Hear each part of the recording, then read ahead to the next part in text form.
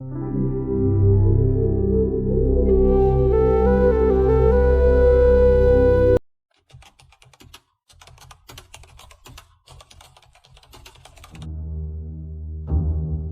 a village were famous market known for its fresh produce, where every vendor tried to outshine the other.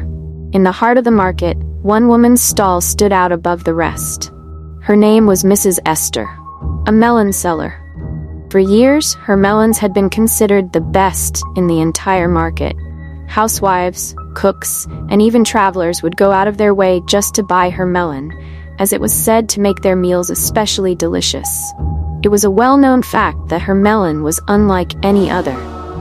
People marveled at how flavorful and tender it was, yet no one could quite figure out how she managed to produce such excellent quality. As the demand for her melon grew, many of her fellow traders in the market became envious. They couldn't understand how Mrs. Esther could consistently sell out her stock, while others struggled to make half as much. Curious, they asked her about her methods. How did she process her melon to make it so much better than everyone else's? But Mrs. Esther was secretive.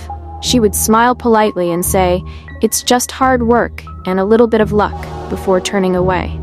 This only fueled the curiosity and suspicions of the people around her. One day, a woman named Amara, who was also a vendor in the market, became particularly curious. She had noticed that Mrs. Esther's stall was always packed, while hers struggled to attract buyers. Determined to find out what made Esther's melon so special, Amara decided to investigate.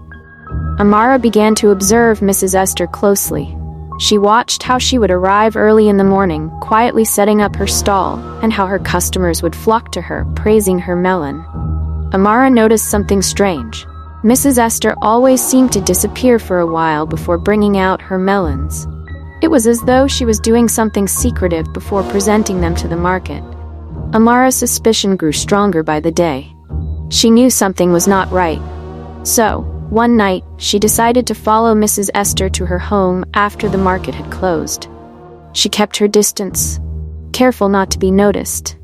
Mrs. Esther's house was a little way off from the village, near the forest, far from prying eyes. When Mrs. Esther went inside, Amara crept closer and peered through the windows.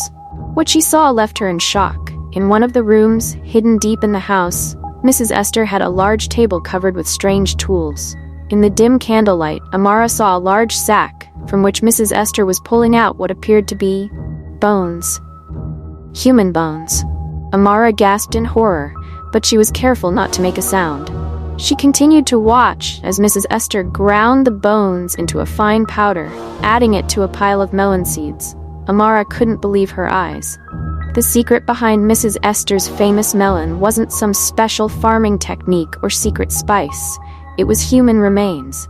Amara quickly took out her phone, snapping a few pictures to document the horrifying scene. Her hands trembled as she realized the gravity of what she had just uncovered. Mrs. Esther had been mixing human bones with her melon all this time, and no one knew. Amara didn't sleep that night. She was terrified, but she knew she had to expose Mrs. Esther. The next morning, she went straight to the village head, a man known for his wisdom and fairness, and showed him the pictures she had taken. The village head was equally horrified and immediately summoned the elders to convene an emergency council. They sent guards to Mrs. Esther's house, where they found the hidden room exactly as Amara had described. Mrs. Esther was arrested on the spot and brought to the village square for questioning. A crowd quickly gathered, with people whispering and murmuring in disbelief. The woman who had been selling melons to them for years, who had been praised for her exceptional produce, was now exposed as a killer. The king, enraged and disgusted, demanded that Mrs. Esther confess to her crimes. At first, she was silent, her face pale and her eyes wide with fear.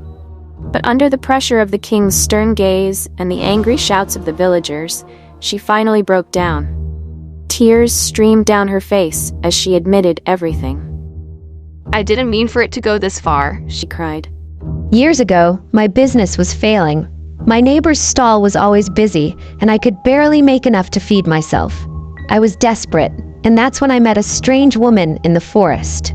Mrs. Esther explained how she had gone to the forest one night to gather herbs, hoping to find something to give her an edge in the market. Instead, she had encountered a mysterious woman who promised her success if she followed a dark ritual. The woman told her that grinding human bones and adding them to her melon seeds would give her melons an irresistible flavor that no one could match. Desperate and blinded by her desire for wealth, Mrs. Esther agreed. I started with animals, She confessed, her voice shaking. but it wasn't enough. The woman in the forest told me it had to be human bones.